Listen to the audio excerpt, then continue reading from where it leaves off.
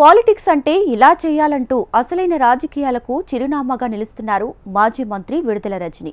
పరిస్థితులకు అనుగుణంగా రాజకీయాలు చేయటంలో తనకు తానే సాటి అని నిరూపించుకుంటున్నారు. ఎప్పుడు ఎవరితో ఎలా ఉండాలో విడుదల రజనీకి తెలిసినట్లుగా మరెవరికి తెలియదనే చెప్పుకోవాలి. ఒకే సమయంలో రెండు పార్టీల అధినేతలతో సఖ్యతగా మెలగటం కూడా రజనీకే సాధ్యం. వైసీపీలో కీలకంగా వ్యవహరిస్తూనే అటు చంద్రబాబుతోనూ తన వారితో లాబింగ్ చేయగల నేర్పరి. చంద్రబాబు నాటిన మొక్కనంటూ గతంలో బహిరంగంగా ప్రకటించుకున్న రజనీ మళ్లీ కండువం మార్చే ప్రయత్నంలో ఉన్నారనే డౌట్స్ రైజ్ అవుతున్నాయి. రజనీ పొలిటికల్ పావులను గమనిస్తే ఎవరికైనా దిమ్మ తిరిగిపోవాల్సిందేనట.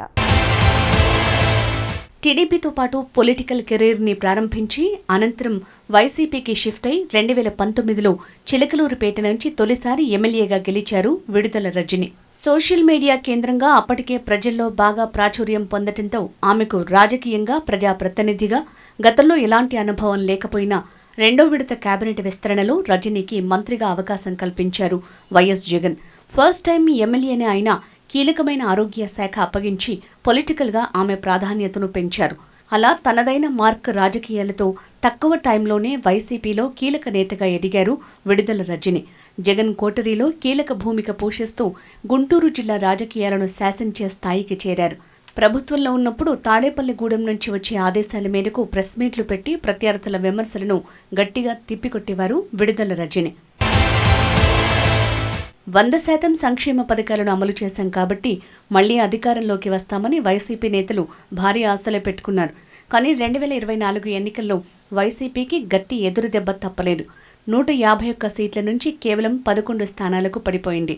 5 ఏళ్ల వైసీపీ పాలనలో చిలకలూరుపేట నియోజకవర్గంపై విడుదల రజని అంతో ఇంతో పట్టు సాధించిన జగన్ అభ్యర్థుల మార్పు ప్రయోగానికి ఆమె కూడా బలైపోయారు. గత ఎన్నికల్లో ఆమెను సిట్టింగ్ స్థానం చిలకలూరుపేట నుంచి కాకుండా గతంలో ఫ్యాన్ పార్టీ ఎప్పుడూ గెలవని గుంటూరు పశ్చిమం నుంచి పోటీకి దింపారు. కానీ ఆ ప్రయోగం వికటించి విడుదల రజని కూడా కూటమి సునామీలో కొట్టుకుపోక తప్పలేదు. ఓటమి అనంతరం రజనీకి తిరిగి చిలకలూరుపేట నియోజకవర్గం బాధ్యతల్ని అప్పగించారు జగన్. వైసీపీకి కనీసం ప్రతిపక్ష హోదా కూడా దక్కకపోవడంతో ప్రస్తుతం లీడర్లంతా సైలెంట్ అయ్యారు. ప్రస్తుతం విడుదల రజని వైసీపీలోనే కొనసాగుతున్న అప్పటిలాగా పార్టీ కార్యక్రమాలతో పెద్దగా హడావుడి చేయటం లేదు. కానీ రజనీ కుటుంబ సభ్యులు మాత్రం కొత్త రాజకీయం మొదలుపెట్టారు. విడుదల రజని వైసీపీలో ఉన్నప్పుడు అన్నీ తానై వ్యవహరించిన భర్త కుమారస్వామితో పాటు 2 మరుదులు ఇప్పుడు రూట్ మార్చారు. రజనీ మార్గదర్శకంలో విడుదల గోపి, రాము కొత్త పొలిటికల్ గేమ్కు తెరతీశారనే ప్రచారం జరుగుతోంది. రజనీ మంత్రిగా ఉన్న సమయంలో షాడో మంత్రిగా వ్యవహరించిన గోపి అన్నీ చక్కబెట్టేవారు.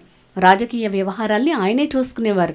మరో మరిది రాము వ్యాపారాలతో పాటు అవసరమైన వేళ రాజకీయంగానూ ఎంట్రీ ఇచ్చేవారు. ఇటీవల ముఖ్యమంత్రి చంద్రబాబు దావోస్ పర్యటనలో విడుదల రాము ప్రత్యక్షం కావటం ఆసక్తికర అంశంగా మారింది. కుటుంబ సభ్యులతో రజనీ రాయబారం నడిపిస్తున్నారా అనే వార్తలు చర్చనీయాంశమయ్యాయి.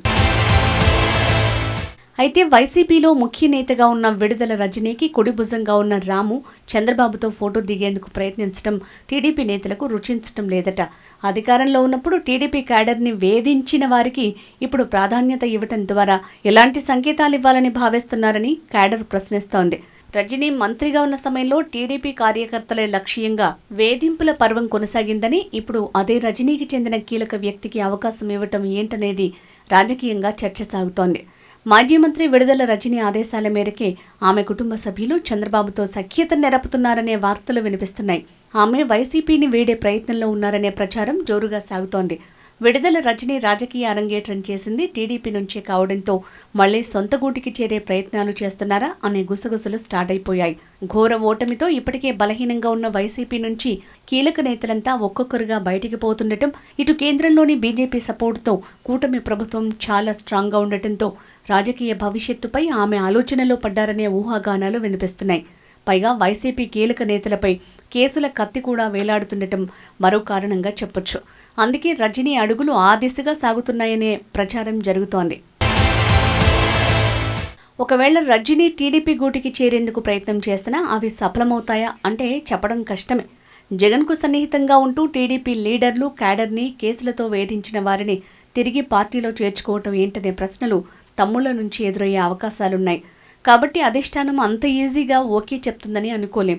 చూడాలి మరి భవిష్యత్తులో విడుదల రజని పొలిటికల్ అడుగులు ఎలా ఉంటాయో.